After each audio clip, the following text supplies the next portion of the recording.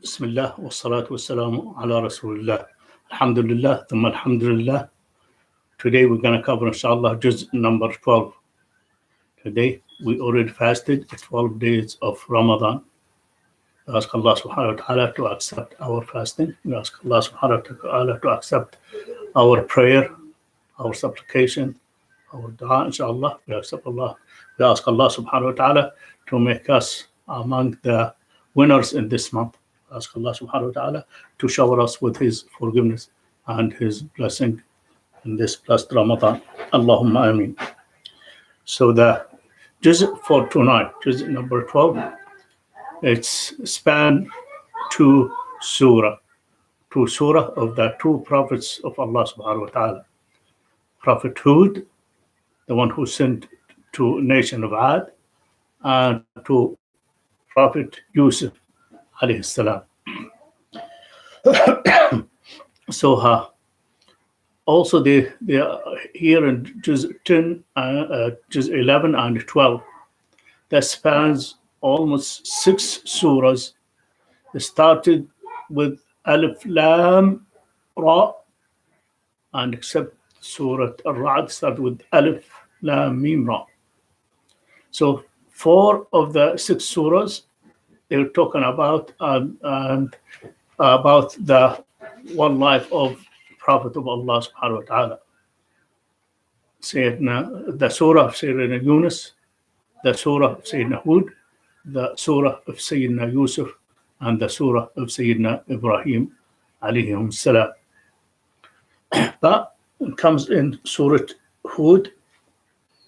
It spans the life of Sayyidina Hud alayhi salam and the life of Sayyidina Nuh alayhi salam, and also the life of Sayyidina Musa alayhi salam with Fir'aun, and also the life of Sayyidina Lut and Sayyidina Shu'aib. Each is dealt with in Surah Hud. In Surah Yusuf, this is, as a matter of fact, they call it Ahsan al-Qasas. Beautiful story. The most beautiful story dealt with is the story of Ahsan al-Qasas, Sayyidina Yusuf. As Allah subhanahu wa ta'ala call it, نحن نقص عليك أحسن القصص. We reveal to you the most beautiful story of speech, which is the story of Sayyidina Yusuf alayhi salam. Inshallah, we will touch bases part of Sayyidina Yusuf, because the part 12, it just spans part of Sayyidina Yusuf, and part 13, Juzz 13, spans the other part of Surah Yusuf as well. So inshallah, we'll be talking about the end of this inshallah talk, so the end of this lecture, to cover the beginning part of Sayyidina Yusuf alayhi salam. Now we go back to Surah Hud alayhi salam. Surah Hud, it dealt with many subjects. It dealt with an ungrateful man folds up his heart and forgets how all nature points to Allah subhanahu wa ta'ala and to hereafter. So if you look to all the surahs here, like Surah Yunus, Surah Hud alayhi salam, Yusuf, and Surah Ibrahim, so all these are Makkis. They are Makkis. And the Surah Makkah, they dealt with the Aqidah. They dealt with the creed.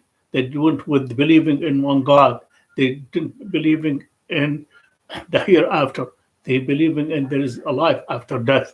They believe in there is a Jannah. They believe in there is hellfire. They believe if you do good, you deserve something good. And if you do something evil, you deserve something evil. So that's the most of the subject in the Makki, and also from the story of few prophets here, you see the uniform of all the messages of Allah subhanahu wa ta'ala. Like just you see the message of Allah subhanahu wa ta'ala to invite to one God, believing in one God, Allah subhanahu wa ta'ala, and to be good in this life, and to invite to the message of Allah subhanahu wa ta'ala, to treat people with justice, and to spread what's good, and to stop what's evil. That's basically all the prophets, previous prophets, they calling for the Islam, all of them, as a matter of fact, they were Muslims, and all they call for the unity of God, all of them. Concluded the prophets by the Prophet ﷺ, who was his message, believing in Allah subhanahu wa ta'ala. And all the previous prophets, they were Muslim as well. So alhamdulillah, Islam, it's not mean just something new. It's just continuation of the previous prophets, previous messages. But this is human and jinns. That's conclude, and the Prophet ﷺ is the seal of the Prophet, and the seal that his message is the seal of the messages. So, inshallah, to take some, understand some lessons from Surah Hud, that he said, a lesson of Tawheed, lesson of believing in one God, lesson believing in hereafter, lesson believing hereafter, lesson believing in, when you do goodness in this life, you deserve something good, and Allah subhanahu wa ta'ala will treat you fairly. But if you do something evil in this life before you die, and you expect the destruction for you or the punishment for you in hereafter, as well as in this dunya as well. That's up to Allah subhanahu wa ta'ala. And also we said that all the messages of the previous message are all the same. And also we find out that disbelievers, all of them, they just all wind up to asking their prophets to bring the punishment of Allah subhanahu wa ta'ala if you are a true prophet. And they ask also about miracles. And when Allah showed them, supported his prophets with miracles, they still denied their prophets. They still belied their prophets. And they'll still ask for destruction. If you tell them the truth, bring the destruction of Allah subhanahu wa ta'ala. So this is what did happen to, for example, through Sayyidina Nuh alayhi salam and his nation. He loved his nation, and he lived with them almost 1,000 years, 950 years in da'wah. And after 950 years, just few people, they believed in him. And the rest of his nation, they were disbeliever. Even his wife, even one of his sons, he just died as mushrik, as kafir, didn't believe. That's it. Comes into lesson for us. Guidance by the help of Allah, in the hand of Allah subhanahu wa ta'ala. Even your own wife, you cannot force her to be a believer. Even your own son cannot force him to believe in. Even the uncle of the Prophet sallallahu alaihi wasallam, look how many years he defended him and he loved him, and he died as mushrik. That's as Allah subhanahu wa ta'ala, as he said, إِنَّكَ لَا تَهْدِي مَنْ أَحْبَبْتَ وَلَكِنَّ اللَّهَ يَهْدِي مَنْ يَشَاءُ. O Prophet of Allah, O Muhammad, you didn't guide to the goodness by your will, unless the will of Allah subhanahu wa ta'ala comes in, and then he guides whoever he wills, because he knows who deserve the guidance and who deserve the misguidance. So that's the lessons from Surah Hud. And we can see that also the destruction of all the disbelievers, all the nations. The disbelievers, they were wiped out completely. The disbelievers of Sayyidina Nuh alayhi salam, flooded the whole earth, and all of them just wiped out. People of Ad, this is the mighty, strongest nation ever Allah subhanahu wa ta'ala created, and he even described them. They have might in power, and they have might in strength. Even the way they built, their body built, and all the stuff. Allah never created a nation like them. And Sayyidina Hud, he spent years and years inviting them to the da'wah, to the guidance. What did happen to them? They belied him. And finally he said, hey, who can be stronger than us? Who's going to defeat us? We are the most strongest nation in the face of the earth. And when we fight with power. And when we punish with power. Finally, Sayyidina Hud alayhi salam, what they kept telling him, we're not gonna believe in you till you bring the punishment to Allah to us. And finally, Allah subhanahu wa ta'ala, listened to Sayyidina, Hud, and he sent the punishment. Just wind, that's a host of Allah subhanahu wa ta'ala. 7 nights and 8 days continuous of cold blowing wind and rain to wipe out whole nation of Hud. All the course, Qawm till now nobody even knows where they rule, where even they used to live. Allah subhanahu wa ta'ala wiped out completely. Similar thing when he when he asked Sayyidina Nuh alayhi salam to build the ark, to build the ship, to build the boat. This is the first time a boat or ship ever been built, and by the instruction of Allah subhanahu wa ta'ala. He said, why to Sayyidina Nuh alayhi salam how to build the boat. And when the time of punishment of his people came in, he told them, okay, you take pair of everything you have, pair of the animals, pair of this, pair of that, and take them with you, because the punishment of Allah subhanahu wa ta'ala can come to them. And even when his son, he was saying Nuh calling for us to come and ride with us. He said, I will climb to the highest point in the mountain. The mountain will prevent me from the drowning. Allah subhanahu wa ta'ala, no protection for you today. No mountain, nothing can protect you. And when Noah, he was plead to Allah subhanahu wa ta'ala to save his son, he said, oh no, you don't know about your son. Your son, he is unrighteous. He's unrighteous son. Amalun ghayru salih. And he deserved the punishment. So Nuh alayhi salam, he said, oh Allah, this is not my intention to plea in something I have no knowledge of. That's your decision, your qada for him, qada and qadar. And he was among the people who perished and destroyed. So that's just one of the greatest lessons for us. Since the time of Sayyidina Noah, now the use of the ship, the use of the boats, the uses in the sea. Without, subhanallah, the new design of ship, the new design of boat, look how hard for the people to carry goods from east and west. And look, right now, the best transportation thing, ships in the sea, subhanallah.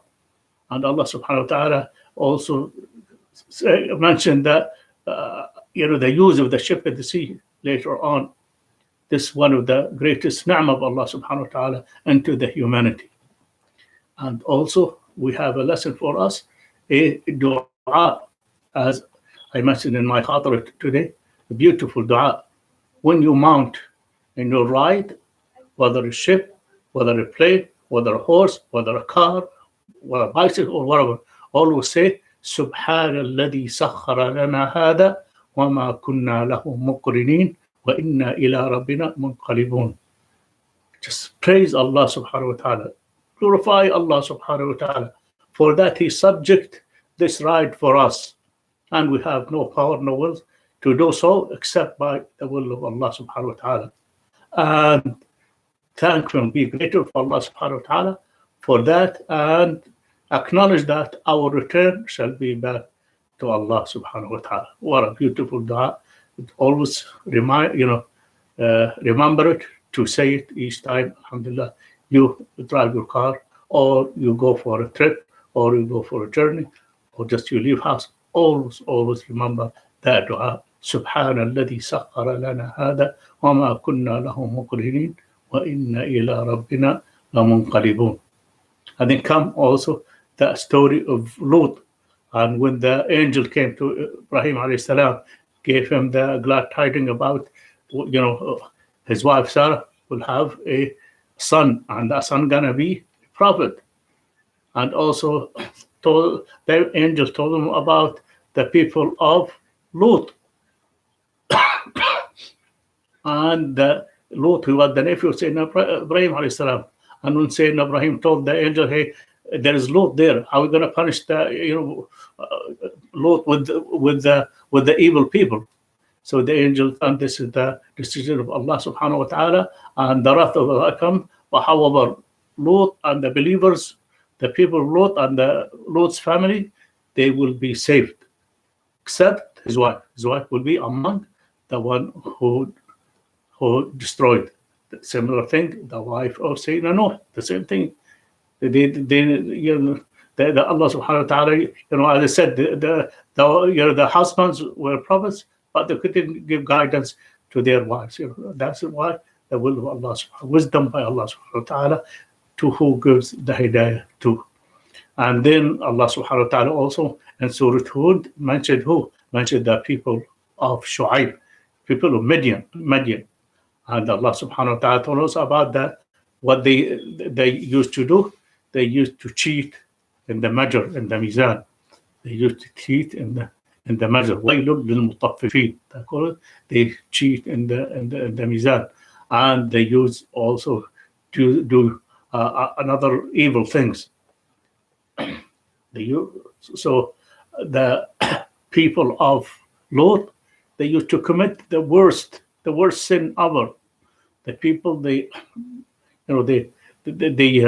men they do the worst evil practice. Men practice that with men. So that's Allah subhanahu wa ta'ala. The way they dealt with them, the worst destruction have Allah by the people of Lut. The Jibreel alayhi salam and the Malaika with them, he lifted all that city of they call it Qaryat Lut, Sadum. It's lifted up way high up, lifted to and then just flipped it over, and nothing among them were saved, were even survived. And the worst death ever, and they were even in the lowest point of the boat. Where now later on they found out where is call it Al-Bahr al-Mayyit, the Dead Sea. They say that town that is nearby that place, and there they buried at the lowest point of earth forever. That is they call it, Qaryat Sadum.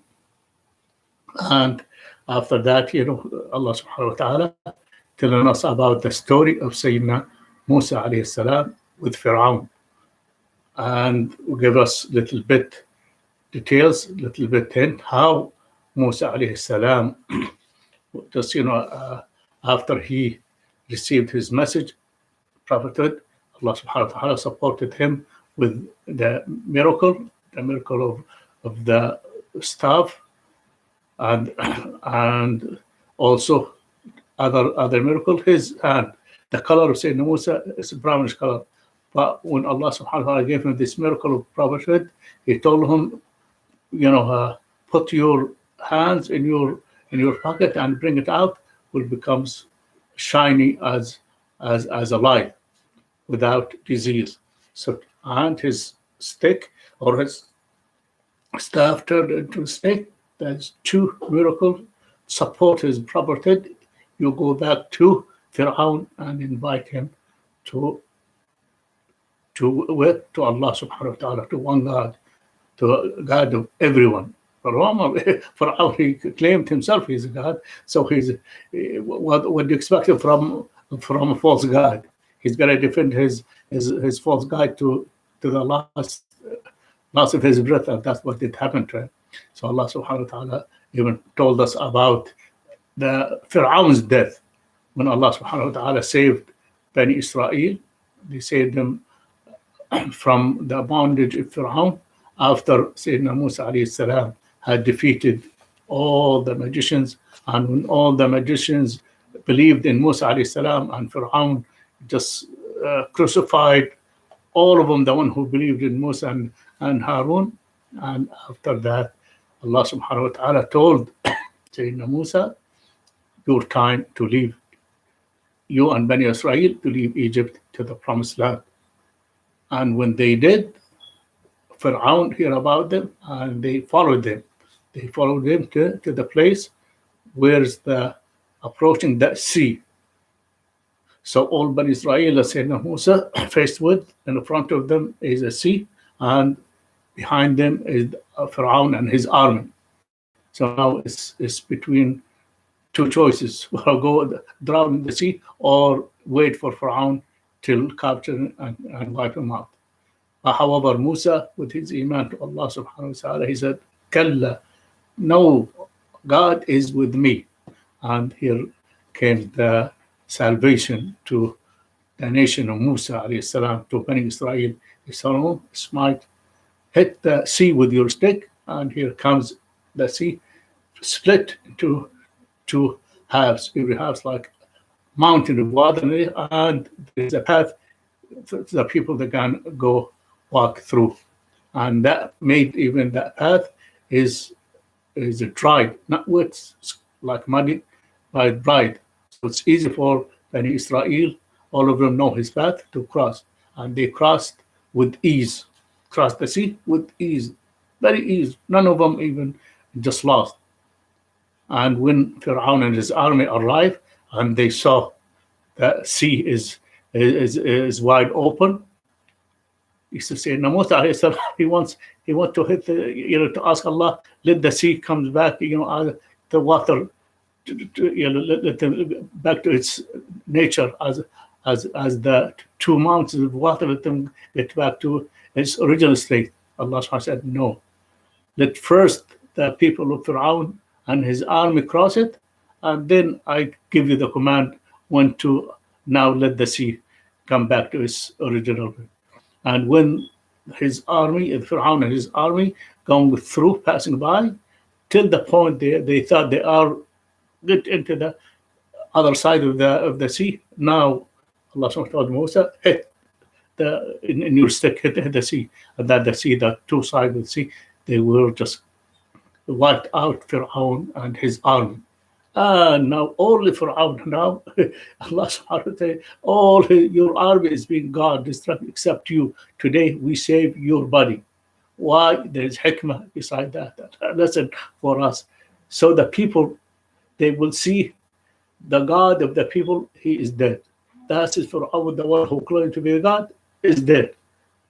Otherwise, if you are a God, you don't die. How what a false God you are in.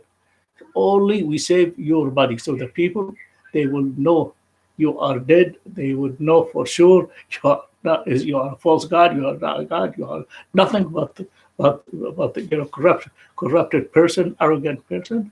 Until nowadays, and even finally, they found even the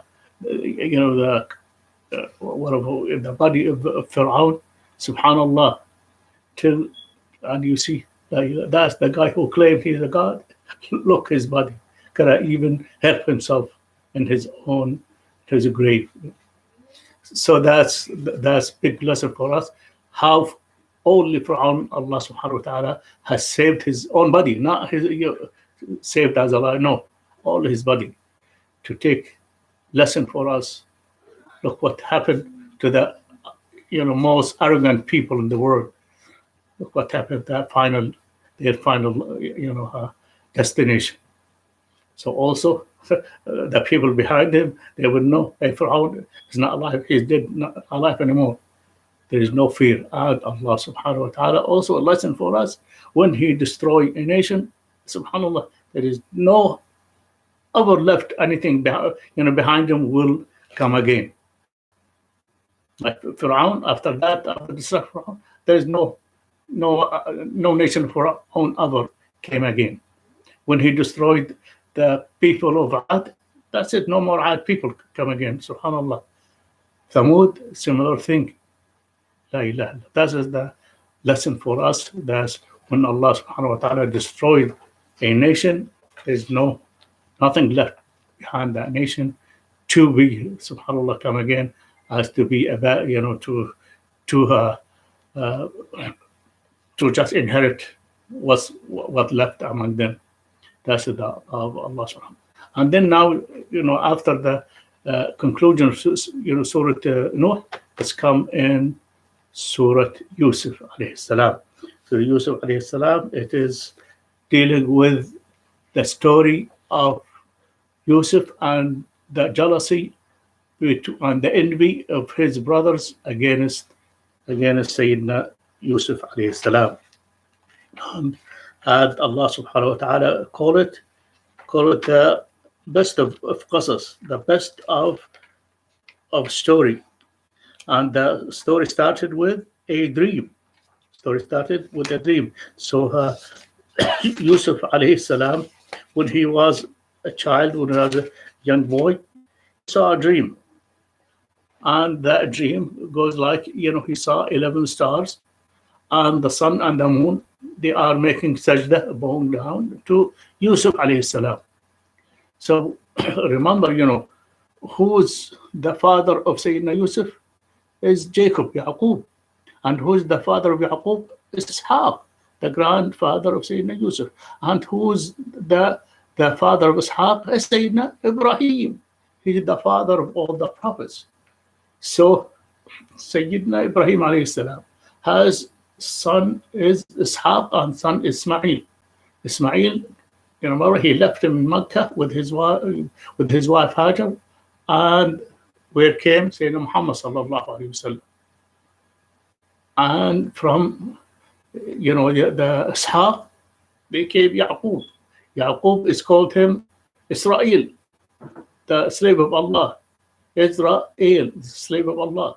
And the Asbat, the 12 sons of Yaqub came through Israel, through Yaqub alayhi salam. That's what we call them Bani Israel. The 12 the branches or 12 sons of Sayyidina Yaqub. Those are the branch of all the Bani Israel. So if you look at the history of the prophethood, they have most of the prophet came through Bani Israel. Why? Because they just each time prophet come to them, some of them they belied, some of them they don't like, they disbelieve, or even they kill them. That's their behavior of Bani Israel. How Allah subhanahu wa ta'ala told us their behavior in the Quran in many places. The one who don't like, the prophets they don't like, whether they belie them, or they kill them, or just that's their their nature. That's why Allah subhanahu wa ta'ala sent many prophets to them. And also when Sayyidina Yusuf alayhi salam told his dad, his father Yaqub, about his dream, his dad told his son Yusuf, do not tell your brothers about your dream, because he knew the interpretation of this dream. That's Yusuf alayhi salam. He's going to be giving power, giving a leadership. He's going to be a leader all over them. The brothers, they would know that he'll be one day, all of them under his control, under his leadership. They will plan something, against him, or they may be just, to kill him or what. So he told his son, do not tell your dream to your brothers, otherwise they will plot something bad or good. So tomorrow, inshallah, we'll go in details about the story of Sayyidina Yusuf. Allah call it Ahsan al-Qasas, the best of the story, and we'll see how Sayyidina Yusuf alayhi salam lived in Egypt and how became the governor of Egypt and how he saved Egypt from the famine. Subhanallah. It's one of the best story ever. And also, we will have many lessons out of of that story, the Sayyidina Yusuf alayhi salam life. Beautiful story, beautiful surah, and is the only surah has given us all the life of the prophets from birth to death. Most of the time in the Quran, you will see the stories of the prophets, here a piece, and here in the surah, other piece in the other surah, and finally, you can put all the stories together. But the story of Sayyidina Yusuf alayhi salam, from the start to the end, from birth to death, Sayyidina Isa, in one surah. May Allah give us tawfiq, may Allah give us understanding. May Allah, inshallah, make us among the people who listen and understand the book of Allah subhanahu wa ta'ala and benefit from the book of Allah subhanahu wa ta'ala. Then for Ikhwan, to pray your Isha, obligatory salah, and to also pray Taraweeh with your family, and keep, inshallah, that practice. Then, inshallah, to get back to our normal life and the opening of our masajid. ربنا آتنا في الدنيا حسنة وفي الآخرة حسنة وقنا عذاب النار. ربنا تقبل منا ربنا وعافي عنا واغفر لنا وارحمنا أنت مولانا فانصرنا على القوم الكافرين. سبحان ربك رب العزة عما يصفون وسلام على المرسلين والحمد لله رب العالمين. والسلام عليكم ورحمة الله وبركاته.